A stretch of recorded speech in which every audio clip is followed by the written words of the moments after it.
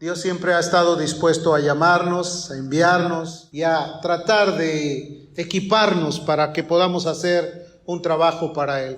Si me acompaña al Evangelio de Marcos, en el capítulo 6, solamente leemos el versículo 7, 8 y 9. Jesús los llamó y les dio cierta autoridad. Vamos a ver lo que dice la Escritura.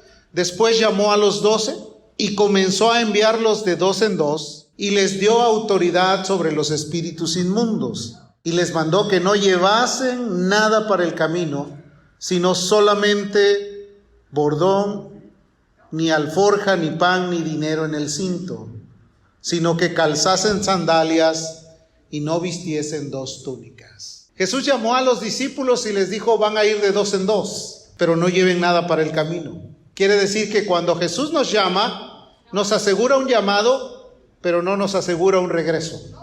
Quiere decir que el que viene a los pies de Cristo o el que camina en el Señor, pues ya no va a regresar atrás, porque el que pone la mano en el arado y voltea atrás no es digno del llamado de Dios. Y yo quiero decirte que a lo largo de la historia Dios ha llamado a mucha gente. Dios ha hecho un llamamiento específico a muchos corazones. Mucha gente ha sentido y ha experimentado un verdadero llamado para servir. Pero Jesús quiere que permanezcamos en ese llamado, que continuemos. A veces la situación no va a ser muy fácil, porque nos vamos a tener que encontrar con que no hay nadie a nuestro alrededor, que no vamos a tener inclusive lo necesario para poder subsistir, pero si Dios tiene cuidado de las aves, tendrá cuidado también de nosotros. Porque Él, cuando te envía, no te va a enviar sin ningún propósito, te va a enviar acompañado de su bondad, de su gracia, y Él te va a abrir muchas puertas. Donde quiera que llegues, vas a encontrar familias, gentes que te van a poder recibir y que van a ser parte de tu familia. A lo largo de la historia yo he comprendido esto y me he dado cuenta que es una realidad. Cuando Dios me llamó a la obra, yo pensé, pues era abandonar todo, dejar hasta mi familia más cercana, sin contar a mi esposa y a mis hijos. Esos siempre estuvieron conmigo, pero tuvimos que dejar todo. Ahora, nosotros vemos que es algo muy importante el comprenderlo. En esta época que está por terminar, que es el verano, pues existen muchas oportunidades para que la gente tome un tiempo de descanso, de vacaciones, de viajes. Es normal, muchos de nosotros no lo hacemos porque nos vemos tan involucrados en muchas actividades, pero yo creo que a todos nos gusta viajar, a todos nos gusta salir de vacaciones, a todos nos gusta ir y hacer una incursión a otro lugar, a otro país o a otra tierra donde podamos conocer. Pero los viajes causan emoción, ¿cierto o no es cierto? Cada vez que vas a viajar, pues entras quizás en un estrés, un suspenso, qué va a pasar, qué te espera, qué es lo que tienes que llevar. Y los viajes te llevan a estar preocupado, porque tienes que organizarte. Primeramente, preparar quizás una maleta, preparar ropa adecuada para el viaje. Y ahora en estos tiempos donde las líneas aéreas solamente te recomiendan llevar una maleta, pues ya mucha gente se olvidó de aquellos grandes objetos que llevaban para los viajes. Ahora todo se ha minimizado. Quizás tu ticket de avión o preparar tu vehículo para poder viajar. Eso te lleva a tener pues un poco de estrés, también el capital con que vas a desarrollar tu viaje. Bueno, pues hay muchas cosas que provocan desesperación o ansiedad en una persona que va a viajar. Ahora, ¿te imaginas que olvides tu tu smartphone o tu computadora para ir a un viaje? Yo creo que te sientes completamente en otro mundo, porque ahora nos hemos hecho muy dependientes de los sistemas electrónicos, los tenemos casi a la orden, y yo creo que lo primero que puede hacer cualquier persona antes de levantarse y de decirle gracias, Señor, por este día, es a ver cuántos textos me mandaron en la noche pasada. Entonces, hay una gran incógnita en cuando se van a hacer viajes. Pero imagínate que el Señor Jesús llama a sus discípulos y les dice: ahora tienen que ir de dos en dos y hacer el trabajo que yo inicié, continuarlo, pero no lleven nada para el camino. Van a ir sin nada. No te preocupes en llevar comida, no te preocupes en llevar dinero, preocúpate en ir solamente. llévate un bordón, ni siquiera lleves un cambio de ropa. Quiere decir, viaja lo más austero que puedas, porque el trabajo que vas a hacer, lo vas a hacer en mi nombre. Pero aparte, con la autoridad, con la fortaleza de Dios.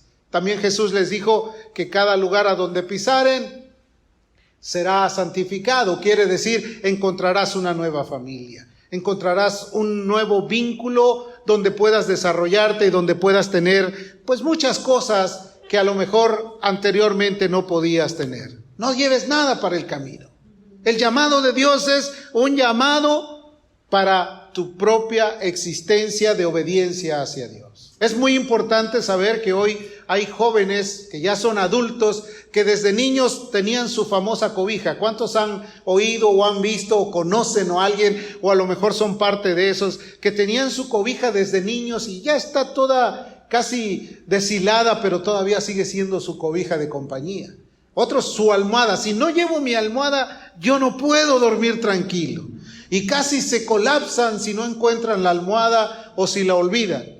Los discípulos estaban ahora siendo enviados para trabajar y para hacer una obra que posiblemente ni siquiera se imaginaban todas las repercusiones que iban a tener.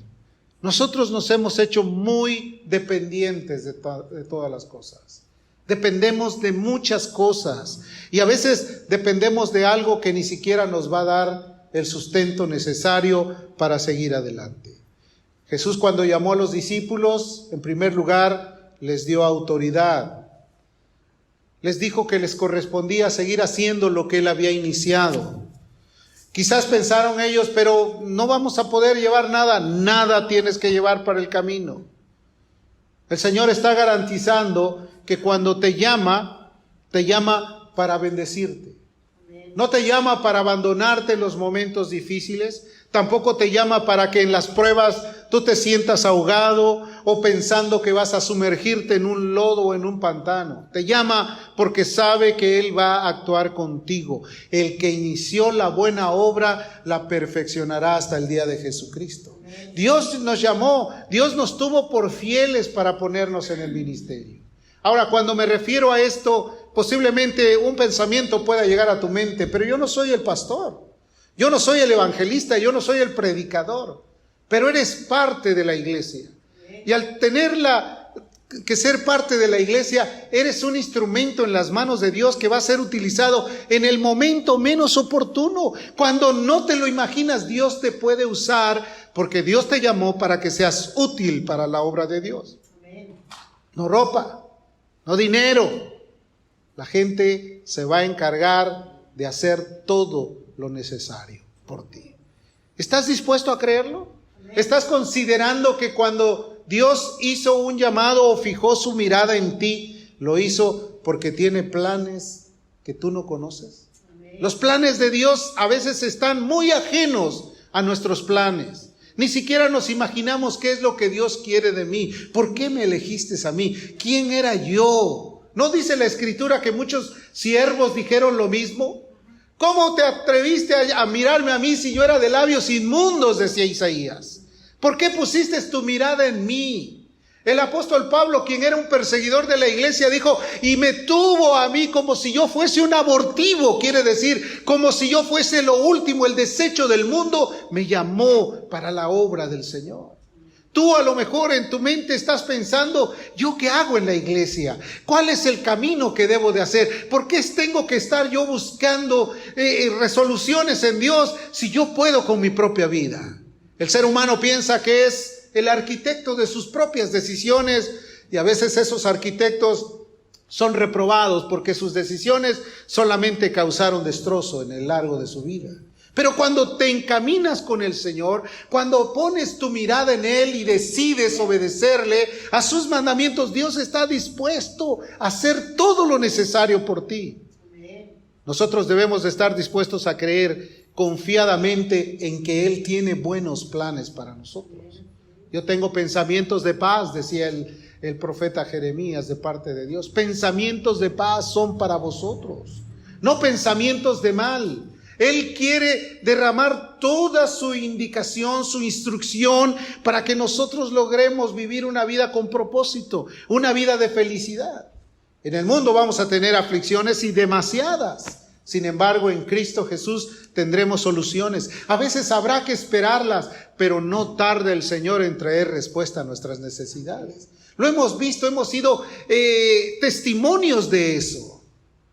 A lo largo de este tiempo sabemos que ahora sí se necesita que la fe pueda actuar en nosotros, porque estamos viendo un tiempo muy diferente al que anteriormente vivíamos. Un tiempo donde pensábamos no va a pasar nada conmigo y de repente nos involucramos en las cosas que están sucediendo sobre la tierra. Y a veces eso nos hace sentir como, ¿qué pasó aquí? ¿Será mi fe? ¿Será mi vida? No, es que la Biblia describe que lo mismo le acontece al justo que al pecador. Sin embargo, a lo largo de estas cosas nos ayuda a tener mayor confianza en que si nos saca adelante es porque tiene un plan y un propósito para nuestras vidas.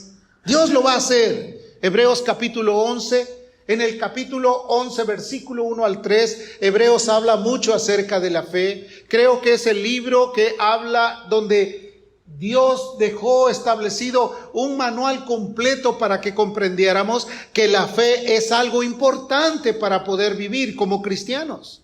En el mundo, si no hay fe, las cosas no van a funcionar. Dice el versículo 1, es pues la fe, la certeza de lo que se espera, la convicción de lo que no se ve. Tú podrías decir, ¿cómo? ¿Cuál es mi certeza? ¿Qué es lo que yo espero?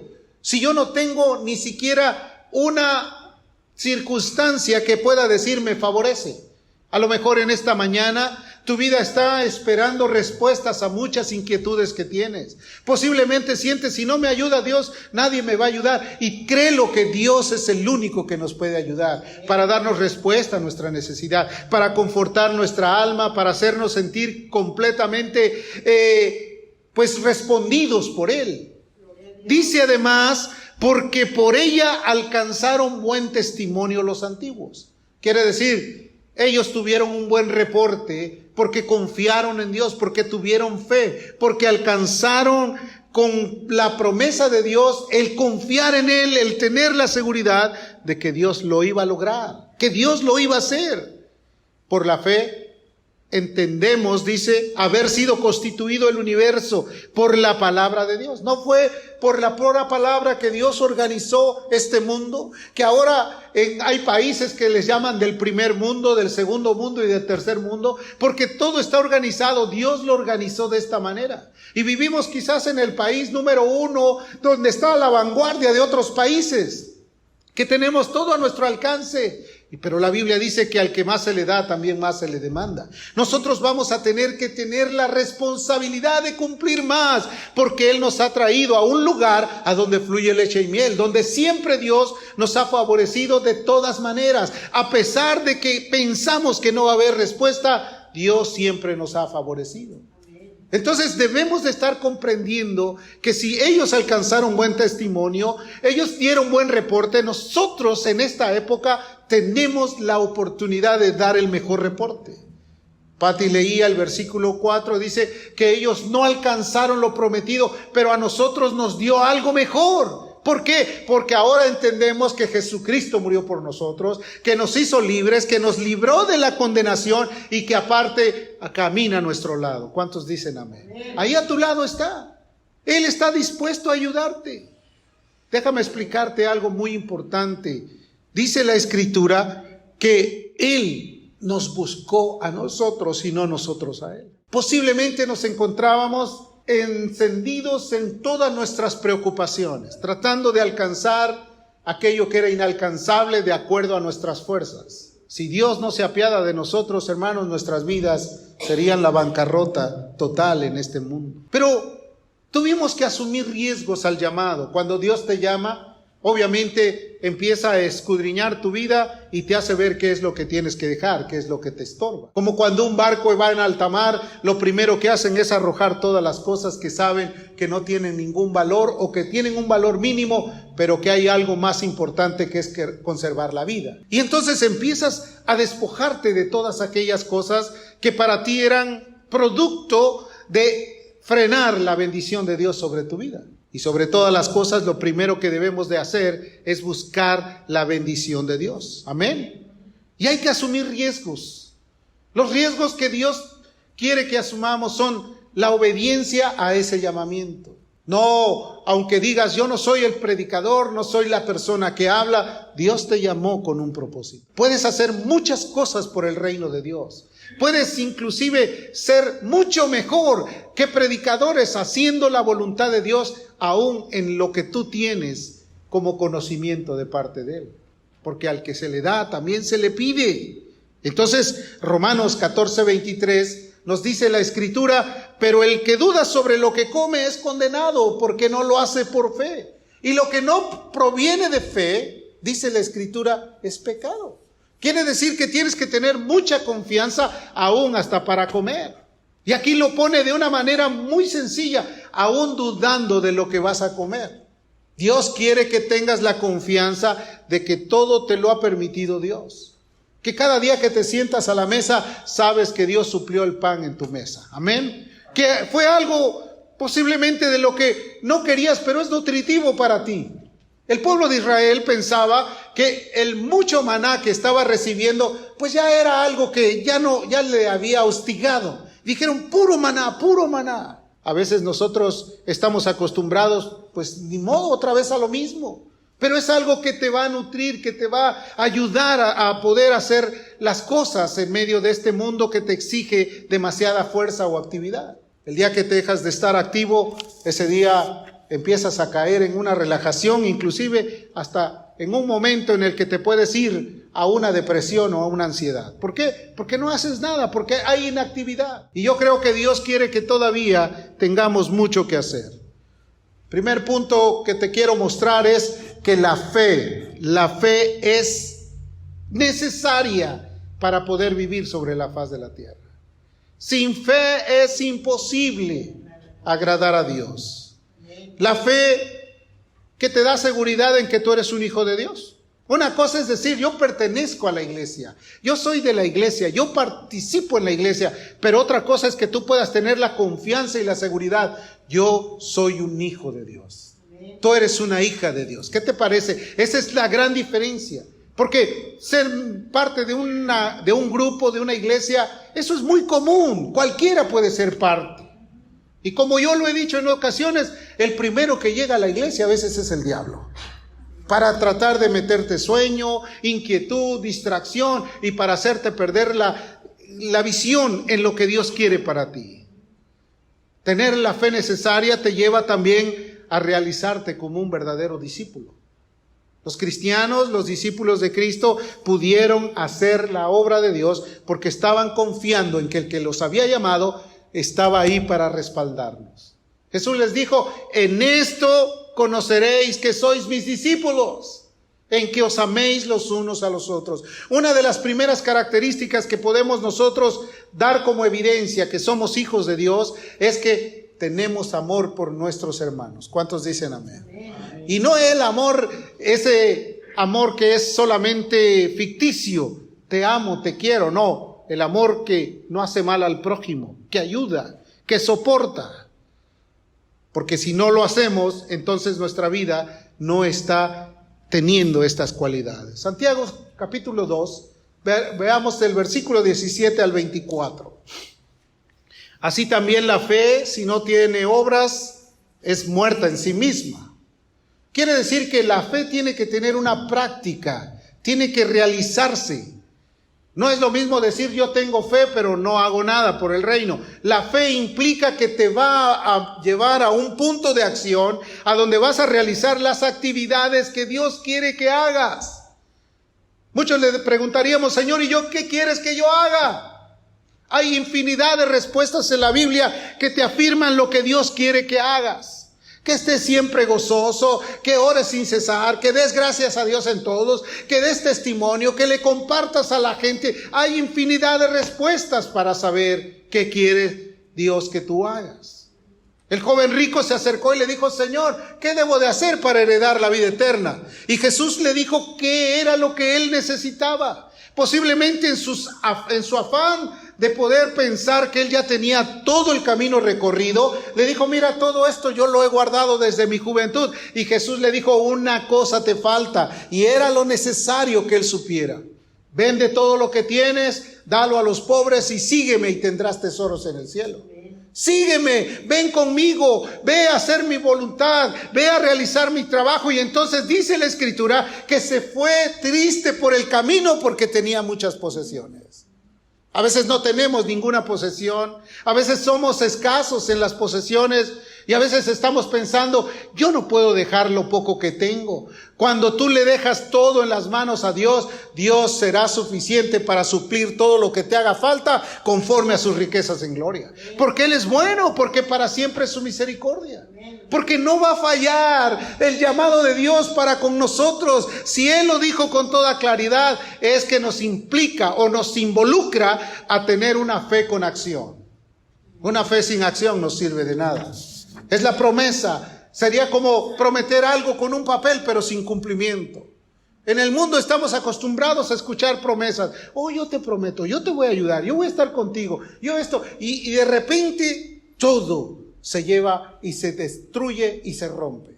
¿Cuánta gente ha visto que no le cumplieron sus promesas? Que les llevaron hasta el altar y les dijeron, yo hasta que la muerte nos separe. Y a la verdad, en menos tiempo se acabó todo eso. ¿Cuántas vidas dejaron de tener una probabilidad de felicidad porque no cumplieron las promesas que hicieron? Jesús, cuando ha prometido algo, es porque lo va a cumplir. Él tiene esa característica, que todo lo que Él promete lo cumple. Ahora, nosotros sabemos que debe de haber condiciones que indiquen que estamos haciendo ese trabajo, que estamos siendo llamados y cumpliendo con el mandamiento. Mateo 28, el versículo 19 y 20, la Escritura dice: por tanto, id y haced discípulos a todas las naciones, bautizándolos en el nombre del Padre, del Hijo y del Espíritu Santo, enseñándoles que guarden todas las cosas que os he mandado. Y he aquí que yo estoy con vosotros todos los días hasta el fin del mundo. La promesa es: ve y haz el trabajo, haz discípulos. Comparte lo poco que sabes, lo mucho que sabes, todo lo que has aprendido, compártelo. Llévales a la gente a la inquietud de saber que hay algo mejor para sus vidas. Querido hermano, si no nos comparten a nosotros lo mejor que había para nuestras vidas, imagínate dónde hubiéramos terminado. Heridos, angustiados, destrozados, completamente violentados, a lo mejor lastimados por nosotros mismos. Jesús, cuando se le reveló a Saulo de Tarso, le dijo: dura cosa te es dar coces contra el aguijón. Estás golpeando tu propio cuerpo, te estás hiriendo tú mismo. Y a veces el ser humano a sí mismo se hiere, se lastima. No puede tener paz, no puede tener tranquilidad y sufre consecuencias desgarradoras. En segundo lugar, la fe también te debe llevar a provocar cambios personales. Porque cuando eres llamado por Dios, Jesús te llama a ser una nueva criatura. Todas las cosas viejas pasan y todas empiezan a ser nuevas. ¿Qué quiere decir? Que no volveremos a ser iguales.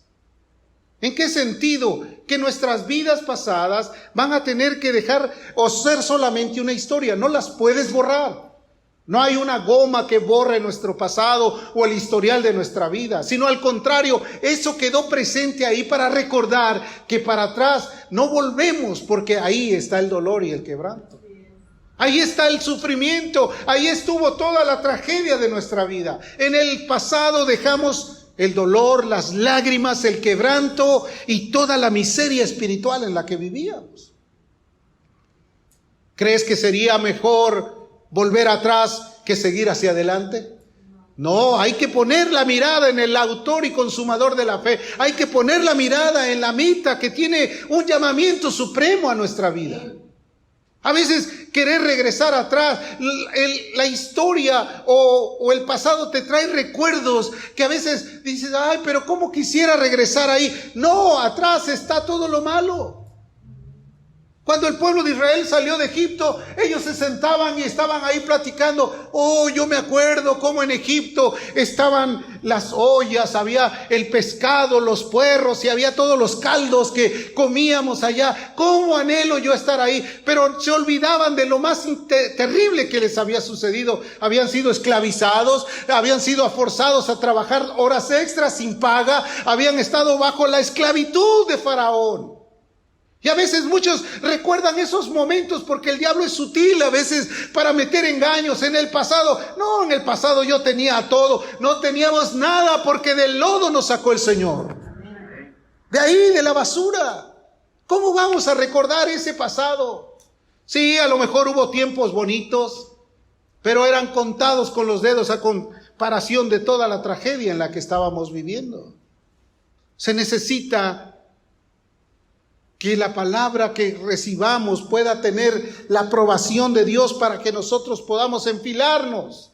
Conoceréis la verdad nos hará libres. Otro punto es que la fe también te provoca a tomar riesgos. Si no tomas riesgos, no vas a lograr nada. Y riesgos de decir, Señor, yo voy hacia adelante, yo no me paro, y en tu nombre voy a ir. Y voy a hacer lo que tú quieres, y voy a confiar en ti, y voy a decidirme a ir hacia adelante. No te quedes en el pasado, no te quedes en el dolor y en el sufrimiento. Empieza a enfilar hacia adelante. Ahí a veces tienes mucha oposición para que tú vivas confiado. Tentaciones, ansiedades, desesperación, anhelos mal fundados. Hay muchas cosas que pueden estar oponiéndose a que tú crezcas y que tú puedas lograr lo que Dios quiere para ti. Tienes que ser muy práctico en tu vida. ¿Qué es lo que Dios quiere de mí? ¿A dónde quiere que yo vaya? ¿Qué quiere que yo haga? ¿Hasta dónde estaré dispuesto yo a obedecer? En el mundo, mucha gente que profesa la religión se ha vuelto cristianos circunstanciales. En la Biblia nos habla la historia de un hombre llamado Gedeón. Dios viene y le dice a Gedeón, Gedeón, ve con esta tu fuerza, tú vas a salvar a Israel. Y él empezó a tener una actitud un poco mística. Le voy a poner pruebas a Dios. Si me contesta es que es realmente Dios el que me está llamando. A veces has escuchado mensajes en los cuales dices, hoy Dios habló a mi corazón, pero voy a ponerlo a prueba a ver si es cierto que es de parte de Dios. Y le puso una prueba. Señor, si yo pongo mi vellón, mi chaleco y cae lluvia sobre toda la faz de la tierra y mi chaleco está seco, entonces sabré que tú me has llamado. Y Dios le trae una respuesta. Pero no quedó conforme. Señor, ahora, si está todo seco y solo mi vellón está mojado, entonces sabré. Y ahí estuvo con pruebas y pruebas. Y a veces estamos así, Señor, ¿será que tú quieres que yo lo haga? ¿Será que quieres que yo vaya? ¿Será que quieres que yo le predique? ¿Será que quieres que yo obedezca a este mandamiento? ¿Será que quieres que yo me despoje? ¿Será que quieres que yo camine hacia adelante? ¿Por qué? Porque a veces las circunstancias son las que permean nuestra confianza y nos hacen derribar nuestra fe o actuar completamente. Tenemos que tomar y afrontar riesgos.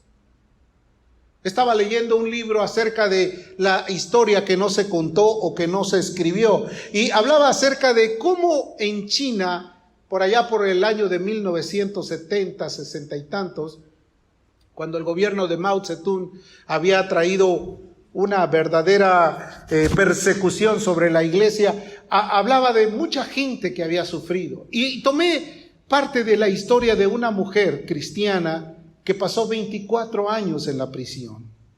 Ella estaba orando cuando las autoridades llegaron a prenderla.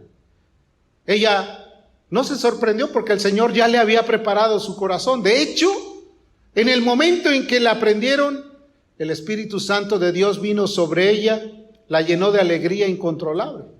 Y mientras la subieron al carro donde la iban a llevar para ser juzgada o para darle los cargos, ella iba rodeada de gozo.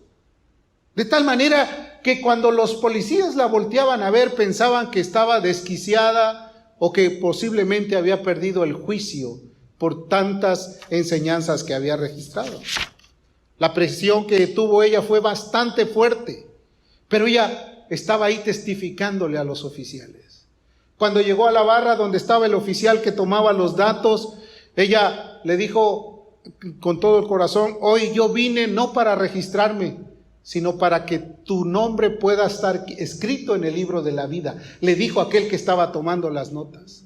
Y después de oír el testimonio tan poderoso de esta mujer, ese guardia, al escucharla, se convirtió ahí mismo, renunció a todo lo que él tenía por obedecer primeramente a Dios antes a lo que él estaba haciendo.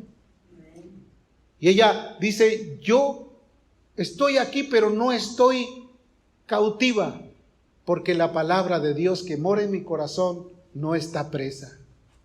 Cuando salió, le preguntaron: ¿cuánto fue el tiempo que te dieron como sentencia? Dijo: yo no pude saber porque nunca guardé el edicto.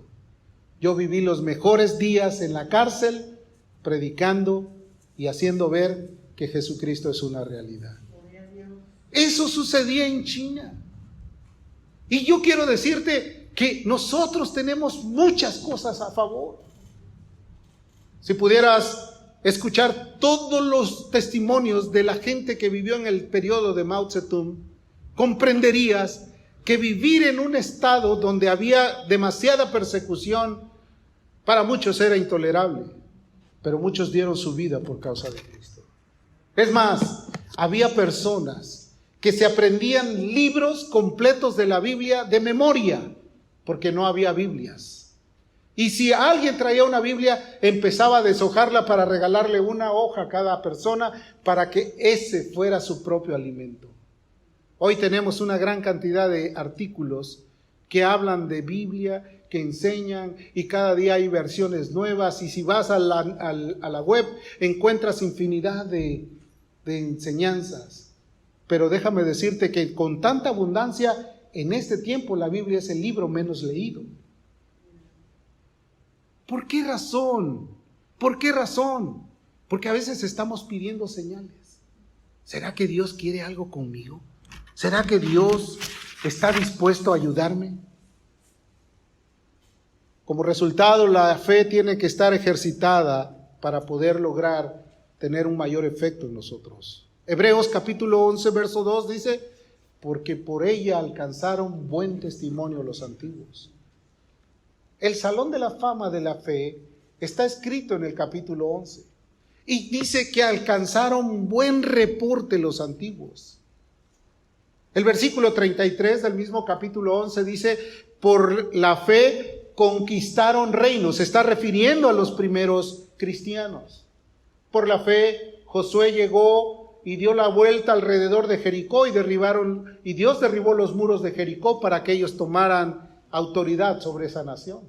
Fue por la fe, porque él creyó. No fueron las armas, no fue la violencia, sino fue la confianza. A veces necesitas solamente obedecer y eso simplemente vale la pena para que Dios traiga una respuesta y una resolución. Pero obedecer en el tiempo que vivimos es demasiado difícil, no es tolerable, no es comprensible. ¿Cómo va a ser posible obedecerle a Dios antes que a los hombres? Mejor primero, ¿qué es lo que dicen los gurús de este tiempo? ¿Qué es lo que dicen los horóscopos de este tiempo? ¿Qué es lo que dice la gente? ¿Qué es lo que dicen las noticias? Y estamos tan creídos en todo lo que hay alrededor, menos en lo que Dios quiere que creamos. Dios quiere llamarnos. Dice que apagaron fuegos impetuosos. Lograron exterminar esa violencia. Un fuego impetuoso quiere decir, es un problema que a veces tú no puedes resolver. Aquí en el norte de California estuvo el incendio Dixie y después se pasó a otro y han quemado infinidad de acres y no pueden detener esos fuegos. Fuegos impetuosos implica problemas, implica conflictos, implica circunstancias adversas y difíciles que a veces las ves como circunstancias imposibles de dominar. Pero la Biblia dice que todo lo podemos en Cristo que nos fortalece. La Biblia describe que en Él asaltaremos muros y en su nombre haremos proezas. Amén. Las mujeres, por si alguien no se siente aludida, dice, recibieron sus muertos mediante resurrección. Sí, porque ellas, a pesar de que no vieron la bondad de Cristo en su esplendor, la gloria misma, no pudieron tener la evidencia que tuvieron los discípulos en el Nuevo Testamento cuando dijeron, y vimos su gloria, gloria como la del unigénito del Padre. Dice la Escritura, recibieron sus muertos en resurrección, porque cuando Jesús fue sacrificado, dice la Escritura que cuando Él resucitó, muchos resucitaron también con Él. Y entonces todos aquellos que habían visto a sus muertos fueron y los vieron resucitados en poder y se presentaron en la santa ciudad. Y para muchos fue un espectáculo glorioso el saber que aquellos que ya habían partido volvieron otra vez a la vida, porque el autor de la vida se había levantado de entre los muertos. Hermano, Jesús cuando nos llama también a darnos vida eterna.